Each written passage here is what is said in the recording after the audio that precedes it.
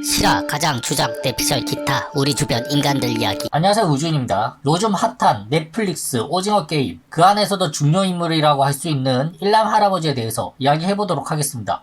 일남 할아버지에 대해서는 사실 정확하게 나오지는 않아요. 다음 시즌에서는 나올지 모르겠는데 시즌 1까지는 어떤 과거를 가진 사람인지 알지 못해요. 처음부터 부자인 사람인 건지, 아니면 사업을 해서 대박을 터뜨린 사람인 건지, 로또 당첨이 된 건지, 주식이 대박이 난 건지, 부동산이 터졌는지, 그런 건 아무도 몰라요. 그냥 단지 돈으로 할 수 있는 일은 불가능한 게 없을 정도로 돈이 많다는 거죠. 드라마 중에서도 일남 할아버지가 이런 말을 합니다. 돈이 아주 많은 사람의 인생이랑 돈이 아주 없는 사람의 인생은 재미가 없다. 근데 그 말을 듣고 보면 정말 맞는 말이에요. 일단 돈이 아주 없는 사람 입장에서는 하고 싶은 일들을 못하니까 인생이 재미가 없을 수밖에 없어요. 이건 다들 아는 사실일 거라고 생각해요. 그럼 반대로 돈이 많으면 인생이 아주 재미가 있지 않을까요? 그렇잖아요. 돈이 없으면 하고 싶은 걸 할 수 없어서 인생이 재미가 없었다면, 돈이 많으면 자기가 하고 싶은 일들을 다 할 수 있으니까 인생이 재미가 있지 않을까? 일반적으로 생각을 해보면 자기가 할 수 있는 일들을 다 하고 살면 재미가 있을 것 같아요. 그렇죠? 하지만 심리학적으로 접근을 해보면 일남 할아버지의 입장이 이해가 가기도 합니다. 축구 경기만 봐도 브라질 대 중국 스코어가 5대0 이렇게 이겨버리면 재미가 없잖아요. 영화를 봐도 마찬가지고 누가 봐도 뻔한 결과, 내 마음대로 자제할 수 있을 정도의 절대적인 상황, 이런 거는 재미가 없습니다.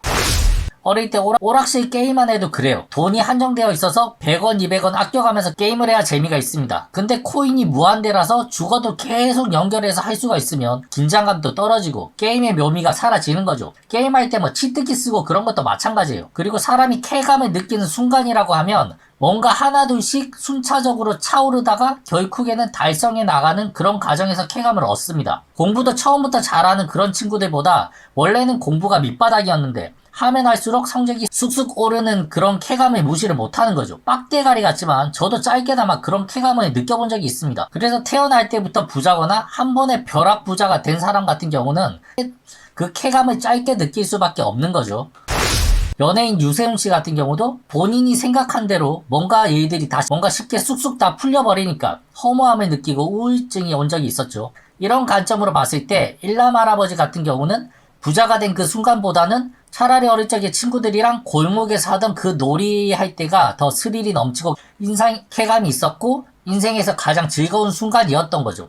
그러니까 참 사람이 가지고 있는 가치라는 걸 돈으로 환산하기가 힘든 것 같습니다. 성인이 되어서 사람들이 꿈꾸는 슈퍼카, 포르쉐나 람보르기니 이런 걸 타고 다니면서 쾌감을 느낀다면 5살 아이에게는 세발 자전거를 타고 다니는 게 성인들이 슈퍼카를 타고 다니는 것과 비슷한 쾌감을 얻을 수도 있겠다라는 생각이 들었어요. 하지만 그걸 돈으로 따진다면 슈퍼카 한 대로 세발 자전거를 몇십만 대는 살 수가 있겠죠. 하지만 5살 아이는 자기가 타고 있는 세발 자전거랑 포르쉐랑 바꾸지 않을 거예요. 본인에게는 세발 자전거가 슈퍼카고 보물이니까요.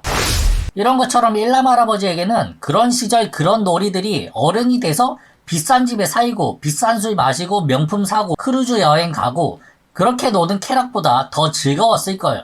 둘 다 경험을 해보고 나니 반드시 비싼 것들이 행복을 보장해 주지 않는다는 걸 깨달았던 거고, 물질적인 쾌락의 끝자락은 이미 질리도록 맛을 본 상태였죠. 그러니까 오징어 게임을 진행하는 상금 456억이란 돈이 그냥 아깝지가 않았던 거예요. 단지 그 돈 말고도 빨간 옷 입고 총 쏘는 애들 월급 주고 전기세, 관리비 등등 운영비가 또 들었을 테니까 넉넉하게 한 500억 정도 들었다고도 볼 수가 있겠죠. 그리고 이제 일남 할아버지는 나이가 들고 병이 생겨서 오래 살지 못합니다. 남은 날이 얼마 남지 않았던 거죠. 죽을 때 돈을 다 가지고 가는 것도 아니고 남은 여생 동안 즐길 수 있는 게 무엇일까라고 생각을 했던 거고, 그래서 만든 게 오징어 게임 같습니다. 사람들 목숨을 가지고 좌지우지하는 그런 비윤리적인 게임이지만 그만큼 사람들이 진지하게 임하게 되고 생가사 앞에서 벌벌대는 사람을 보면서 쾌감 같은 걸 느꼈던 거죠. 심지어 스릴을 더 느끼기 위해서 본인도 그 게임에 참가를 합니다. 아마 영화 돈의 맛에 나오는 그런 장면들처럼 일남 할아버지도 돈으로 느낄 수 있는 쾌락은 아마 다 느껴봤을 겁니다.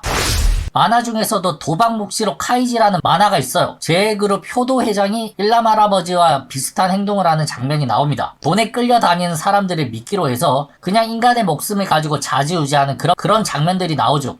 심지어 효도 회장도 자기 스스로 게임에 참가해서 카이지와 승부를 하는 그런 모험도 합니다. 일남 할아버지와 상당히 비슷한 모습이죠. 일남 할아버지가 기훈이 구슬을 사기를 친 걸 알고 있었던 모습이랑 효도 회장이 카이지가 트릭을 쓴 걸 이미 눈치챈 모습이랑 조금 비슷한 느낌도 있었어요. 일남 할아버지는 다 알고도 어떻게 나오나 속은 척 보고 있었던 거죠. 처음부터 이런 재미를 느끼기 위해서 게임에 참가를 했던 것 같습니다. 일남 할아버지가 내가 가진 구슬 하나랑 자네가 가진 구슬을 전부 걸고 마지막 게임을 할까? 라는 제안을 하죠. 이게 말 같지도 않은 말 같지만 그냥 인간 사회 자체가 다 비겁한 사회라는 걸 함축하는 말이 아닌가 싶습니다. 본인 또한 그렇게 더럽게 속이고 사기를 쳐서 재산을 모았거나 혹은 타인이 그렇게 해오는 모습들을 지겹도록 봐왔을 테니까요. 가진 놈이나 가지지 못한 놈들이나 생각하는 것이 다 똑같다 이 말이죠. 참 이런 걸 보면 영생이라든지 물질적인 풍요가 반드시 행복을 가져다 준다고도 말하기 힘든 것 같습니다. 무언가 한정적인 공간에서 한정적인 자원으로 아껴가면서 간간히 승리도 하고 패배도 하고 뭐 그런 삶이 가장 즐거운 삶인데 우리들은 그걸 모르고 살아가고 있는 게 아닐까.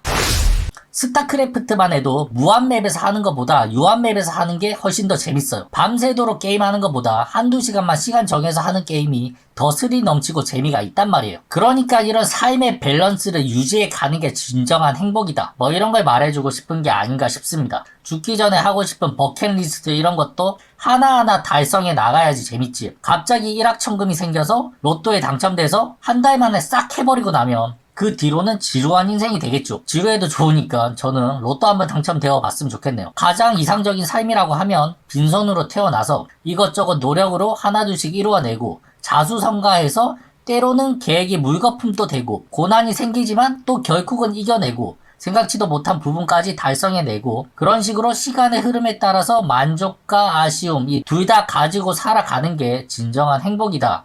뭐 이런 걸 말하고 싶은 게 아니었나 싶습니다. 이상 우주인이었습니다. 나도 참 돈 많고 지루한 삶을 한번 살아보고 싶다.